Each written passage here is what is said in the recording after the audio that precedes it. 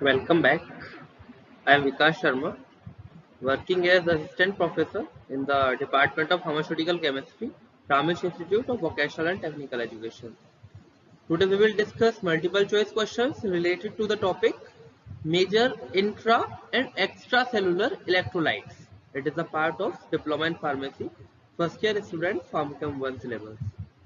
So I am starting with the multiple choice question. Question number 1 is there on your screen. Intracellular fluid contains dash percentage of body wait.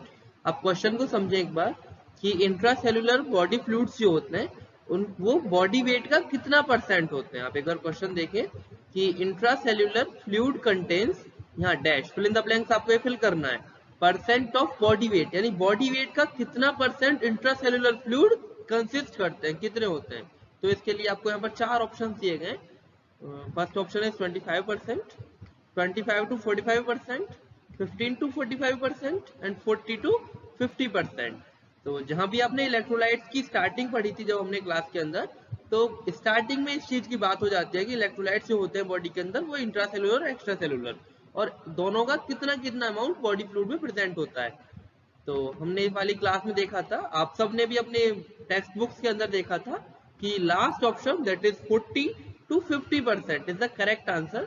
40 से 50% body weight का part होता है intracellular fluid, यानी कि अगर आप किसी का वजन 1 किलो है या किसी का वजन 50 किलो है तो उसका 40%, 50 किलो का 40 to 50% यानी 23 to 25 किलो के अंदर इंट्रासेलुलर फ्लूइड होता है। तो 40 to 50% is the correct answer. In the second question, what are the major constituents of extra cellular fluid. ये क्वेश्चन आपका एक्स्ट्रा सेलुलर फ्लूइड से है कि एक्स्ट्रा सेलुलर फ्लूइड का मेजर कॉन्स्टिट्यूएंट्स क्या होता है, what are the major constituents. तो यहाँ पर बेसिकली दो सॉल्ट होते हैं जो मेजरली पाए जाते हैं एक्स्ट्रा सेलुलर फ्लूइड्स के अंदर। तो you have four options there. First option potassium chloride and sodium bicarbonate, potassium chloride and sodium bicarbonate. Second option में थोड़ा सा चेंज है, calcium chloride and sodium bicarbonate. Third option फिर से थोड़ा सा चेंज हुआ है कि sodium chloride and calcium bicarbonate. Last option है sodium chloride and potassium chloride. थोड़ा सा कंफ्यूजिंग रहेंगे आपके लिए ऑप्शन, तो लेकिन ये आपकी प्रैक्टिस के लिए अच्छा है कि आपको बोर्ड एग्जाम में एमसीक्यू करने में आसानी रहेगी।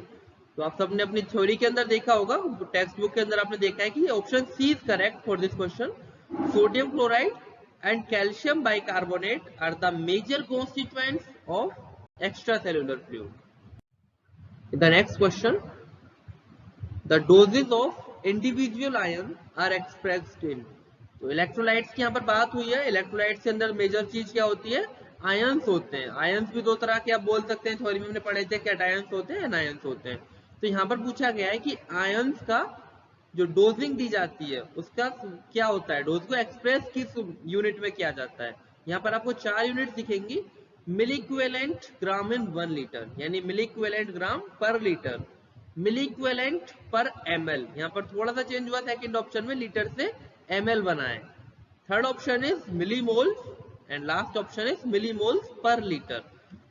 तो जिसने भी अच्छे से क्लासेस देखी होंगी, जिसने भी अच्छे से अपनी टेक्स्ट बुक थोड़ी सी भी पढ़ी है या जिसको जनरली चीजें आइडिया है, वो बता सकते हैं इस क्वेश्चन को कि first option is correct here, क्योंकि मिलीक्वेलेंट ग्राम पर लीटर में आप इनको एक्सप्रेस करते हैं जो आपके आयंस होते हैं, फिजियोलॉजिकल आयंस होते हैं। मिलीक्वेलेंट ग्राम पर litre is the correct unit. The next question, which of the following is not the function of sodium, Na। Sodium को रिप्रेजेंट किया जाता है Na के थ्रू। यहाँ पर पूछा गया है कि which of the following is not the function of sodium. Sodium के यहाँ पर फंक्शंस दिए गए आपको, लेकिन चार ऑप्शंस में से एक ऑप्शन गलत है। आपको ऑप्शन को पिक करना है कि हाँ कौन सा ऑप्शन आपका सही नहीं है। So here four options are there. First option is muscle irritability. Second option is maintain osmotic pressure. तो muscle irritability it means कि हाँ सोडियम का फंक्शन होता है, आप सबने पढ़ा था, जनरली आप सब जानते हैं। Second one is maintain osmotic pressure, हाँ सोडियम क्लोराइड का सॉल्यूशन यूज किया जाता है to maintain osmosis. And third option is membrane permeability, जो सोडियम होता है तो उसका Na+ मॉलिक्यूल मेम्ब्रेन को परमिएबल होता है, परमिएट कर जाता है। And last option is neuromuscular irritability, तो ये मसल इरेटेबिलिटी होती है इसकी सोडियम की, and neuromuscular irritability is not the function of sodium. So this is not the function of sodium, so it is the correct answer. Moving to the next question. यहाँ पर आपको एक disease दिखाई देगी, child rickets adult. Child rickets adult एक disease है ये. तो आपको बताना है कि ये वाली डिजीज किस चीज की डिफिशियंसी की वजह से होती है. Child rickets adult is due to the deficiency of, fill in the blanks आपको फिल करना है कि किसकी वजह से होती है. तो यहाँ पर रिकेट्स की बात आई है, आपने बचपन से अपनी छठी क्लास से पढ़ा है, 6th स्टैंडर्ड से आपने पढ़ा है कि विटामिन डी की कमी से रिकेट्स होता है, आप सबने पढ़ा होगा. और विटामिन डी का क्या केमिकल नेम होता है? विटामिन डी का नाम कोलेकैल्सिफेरॉल, सबने सुना होगा. तो यहाँ पर उसको कौन सा ऑप्शन मैच करता है? First option, that is calcium.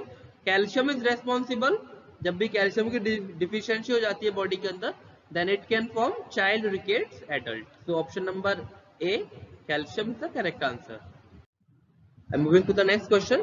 This is a very easy question. अभी 2-3 क्वेश्चन आएंगे आपकी स्क्रीन पर, बहुत इजी. आपको उनको फटाफट विद इन सेकेंड आंसर करना है कि which of the following is the correct molecular formula of cobalt. Cobalt का करेक्ट मॉलिक्यूलर फॉर्मूला क्या होता है? आपके सामने 4 ऑप्शन है, आपको मुझे सबका नाम भी बताना है और इजीली फिर आपको याद रहेंगे. First option is Cu. Cu किस चीज का फॉर्मूला होता है? सब जानते हैं कि Cu किस चीज का मॉलिक्यूलर सिंबल है? कॉपर का. C है, C से तो सब बहुत अच्छे से जानते हैं C को, तो C मीन्स कार्बन. C हो जाएगा आपका कार्बन. इसके बाद आता है आपका CO एंड Ca. अभी आपके सामने 2 ऑप्शन हैं. Ca क्या होता है? Ca होता है कैल्शियम. Ca को भी सब जानते हैं, Ca नॉर्मली डेली लाइफ में भी यूज किया जाता है कैल्शियम का. एंड थर्ड ऑप्शन आपका बच जाता है, दैट इज CO. तो यहाँ पर CO आपने शायद कम सुना होगा, लेकिन आपने क्लास अच्छे से लिया तो आप जानते होंगे कि CO को कोबाल्ट से रिप्रेजेंट किया जाता है. Cobalt is represented by CO. Again, there is a question which is related to the ions symbol. Which of the following ion is used to treat the deficiency of dental caries? Question को आप एक बार फिर से देखें.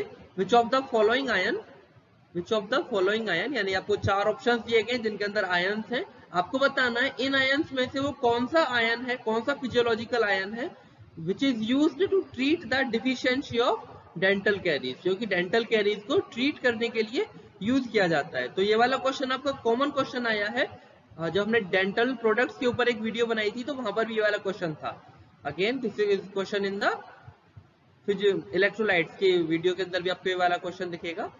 तो dental caries यहाँ पर आया है, इट मीन्स जहाँ भी डेंटल कैरीज आएगा तो वहां पर फ्लोराइड्स की बात होगी. आपको ऑप्शन के अंदर फ्लोराइड दिख रहा है.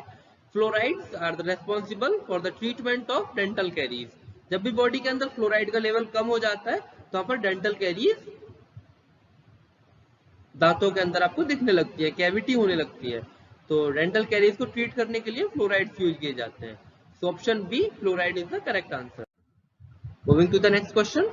Which of the following ion is found in ATP? Which of the following ion is found in ATP? ATP के बारे में यहाँ पर थोड़ा सा बताया गया है कि ATP क्या होता है. Which releases 8000 calories per mole of energy. 8000 per mole of calories per mole of energy ATP release करता है. तो आपको बताना है ATP के अंदर कौन सा फिजियोलॉजिकल आयन पाया जाता है. तो इसके लिए सिर्फ आप इसकी फुल फॉर्म मुझे बता दें. आप अगर एटीपी की फुल फॉर्म बता देंगे तो आप इजीली इसको आंसर कर सकते हैं क्वेश्चन को. तो एटीपी की फुल फॉर्म क्या होगी? Adenosine triphosphate. Adenosine triphosphate ATP की फुल फॉर्म होगी एडिनोसिन ट्राइफॉस्फेट. एडिनोसिन ट्राइफॉस्फेट होगी. तो आपको नाम सुन के पता लग गया होगा आंसर इस क्वेश्चन का कि आंसर इसका क्या होगा. वो होगा जिसके अंदर फॉस्फोरस होगा, क्योंकि फॉस्फेट आया है हमारे पास में और फॉस्फेट का सिंबल किससे स्टार्ट होता है? PO4 होता है फॉस्फेट का. इट मींस फॉस्फोरस उसके अंदर प्रेजेंट है. So option B is the correct answer to this question. Hypernatremia is due to the elevated level of. Hypernatremia, यहाँ पर एक और आपके सामने नया टर्म आया है. Hypernatraemia is due to the elevated level of. Hypernatraemia, hyper word देखें पहले, इस वर्ड को आप 2 हिस्सों में डिवाइड कीजिए पहले. Hyper and natraemia. Hyper means कि कोई भी चीज का लेवल आपकी बॉडी के अंदर इंक्रीज हुआ है. कोई चीज जब इंक्रीज होती है तो उसको बोला जाता है हाइपर. अगर वही चीज डिक्रीज होती है इट मीन्स हाइपो. तो यहाँ पर हाइपर वर्ड आया है, कोई चीज इंक्रीज हुई है। Second option is natraemia. Natraemia का स्टार्टिंग टर्म देखिए, नेट्रीमिया का नाम आपको पता लगेगा Na, इट मीन्स की सोडियम की यहाँ पर बात हो रही है। नेट्रीमिया मतलब यहाँ पर सोडियम होता है। तो आपको हाइपरनेट्रीमिया पता लग गया होगा कि हाइपरनेट्रीमिया क्या है, कि Na का लेवल आपकी बॉडी के अंदर में इंक्रीज हुआ है। Na का लेवल इंक्रीज होगा तो वहां पर होता है हाइपरनेट्रीमिया। तो यहाँ पर आपको ऑप्शंस दिए गए हैं, आपको ऑप्शंस के अंदर दिखेगा सोडियम। अगर आपको पता है कि हाइपरनेट्रीमिया क्या होता है तो आप फटाफट से बता सकते हैं कि जब भी आपकी बॉडी के अंदर सोडियम का लेवल इंक्रीज होता है तो उस कंडीशन को बोला जाता है हाइपरनेट्रीमिया। तो option C is the correct answer. Ringer solution consist of. Ringer solution आप सबने पढ़ा होगा, फार्मास्यूटिक्स की लैब में भी ये यूज किया जाता है। तो रिंगर सॉल्यूशन का नाम बताना है आपको। आपके सामने चार ऑप्शन है, चारों ही इंजेक्शन की फॉर्म में है। Compound calcium chloride injection, compound sodium chloride injection, mannitol injection, compound sodium lactate injection. तो 4 ऑप्शंस आर देयर, जिनमें से आपको बताना है कि कौन सा करेक्ट है। तो आप बहुत अच्छे से जानते हैं रिंगर सॉल्यूशन, आपने स्टार्टिंग से पढ़ा है, फिजिक्स में भी पढ़ा होगा, that compound sodium chloride injection is known as Ringer solution. Option B is the correct answer. Moving to the next question, that nitric acetas is also known as.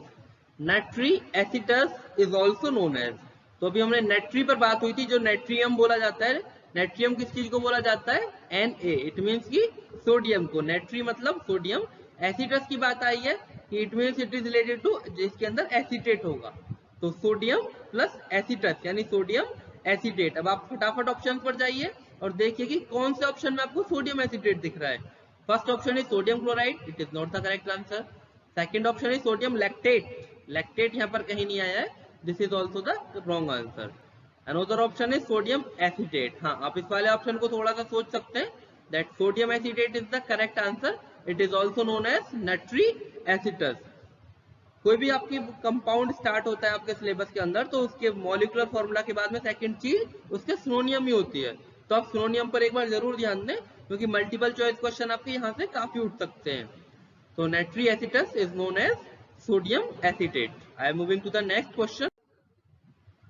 CH3COOK is the chemical formula of। थोड़ा सा नया नाम आपको सुनने में लग रहा होगा कि CH3COOK ये क्या आ गया, लेकिन मैं इसी नाम को थोड़ा सा पुराना कर देता हूँ आप सबके लिए, दैट CH3COOH। ये तो आप सबने सुना होगा। CH3COOK थोड़ा सा नया हो सकता है, लेकिन ये वाला नाम सबने सुना है, CH3COOH। इसको क्या बोला जाता है? Acetic acid. CH3COOH is known as acetic acid, इसका नाम होता है एसिटिक एसिड। तो एसिटिक एसिड के अंदर से हमने ये वाली हाइड्रोजन कैंसिल कर दी है, हाइड्रोजन यहाँ से रिमूव हुआ है, वहां पर ऐड हो गया आपका के मीन्स पोटेशियम। यानी कि एसिटिक एसिड के अंदर से एक हाइड्रोजन को आपने रिप्लेस कर दिया, उसकी जगह ऐड कर दिया आपने पोटेशियम के। तो ये क्या बन गया आपका? एसिटिक एसिड था, पोटेशियम आपने ऐड कर दिया, इट मीन्स कि आपका क्या बन गया? आपका बन गया पोटेशियम एसिटेट। आप ऑप्शन डी देखिए, पोटेशियम एसिटेट वहां पर अवेलेबल है, इट मीन्स कि it is the correct answer. Potassium acetate is known as CH3COOK। In the next question, combination of oral electrolytes is known as। Oral electrolytes को अगर आप एक जगह कंबाइन कर देते हैं तो मार्केट के अंदर एक फॉर्मुलेशन में आता भी है और मोस्टली हॉस्पिटल्स में यूज किया जाता है। तो इसको किस नाम से जाना जाता है? ओरल इलेक्ट्रोलाइट्स को। Combination of oral electrolytes is known as. Once again 4 options are here. Oral rehydration solution, बिल्कुल सही बात है, oral rehydration solution is known as the combination of oral electrolytes. एक बार ऑप्शंस बाकी देख लेते हैं। Opposite rehydration salt, opposite term आ गया, wrong answer. Oral recycle solution, recycle, no, wrong answer. Oral rehydration saliva, wrong answer, saliva का यहाँ पर कोई मतलब नहीं है। तो इट मीन्स आपको ऑप्शन कौन सा बच जाता है? ऑप्शन ए लेफ्ट है, that is the correct answer, oral rehydration solution. Salmiac, एक और सिनोनियम आपकी स्क्रीन पर दिखा, सेलमियक। सेलमियक आपने इलेक्ट्रोलाइट्स के अंदर जो कंपाउंड्स पढ़े हैं उन्हीं में से किसी एक का सिनोनियम है, आपको बताना है कि किस चीज का सिनोनियम सेलमियक होता है। तो ammonium chloride injection is also known as salmiac, SALMIAC, salmiac is known as ammonium chloride injection. Option C is the correct answer here. Once again to the next question, which of the following is not the part of ORS? ORS अभी मैंने पीछे देखा था, जिसकी full form अभी हमने देखी थी ऑप्शंस के अंदर में, दैट ओरल रिहाइड्रेशन सॉल्यूशन। तो आपको बताना है कि ओरल रिहाइड्रेशन सॉल्यूशन ORS के अंदर कौन सी चीज अवेलेबल नहीं होती है। आपके सामने 4 ऑप्शन है यहाँ पे, तो इसकी आपने फॉर्मुलेशन पढ़ी होगी अपने सिलेबस के अंदर में ORS की। आपको उसी से वाला क्वेश्चन उठाया जो इसकी फॉर्मुलेशन आपने छोटी सी पढ़ी है टेक्स्ट बुक में। तो वाटर हाँ, आप ORS के अंदर आप मिक्स करते हैं इसको सॉल्यूशन फॉर्म में बनाने के लिए। It is the correct answer. Sodium chloride, it is also the correct option. Glucose, ORS के अंदर ग्लूकोज होता है, हाँ, it is also the correct answer.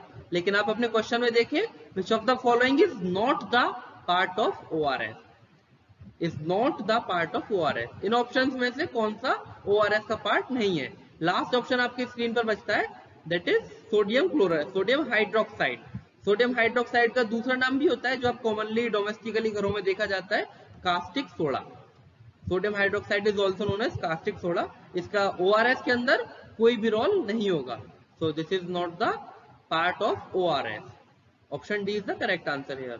I am pausing this video here. We will meet soon in the next video. Thank you very much.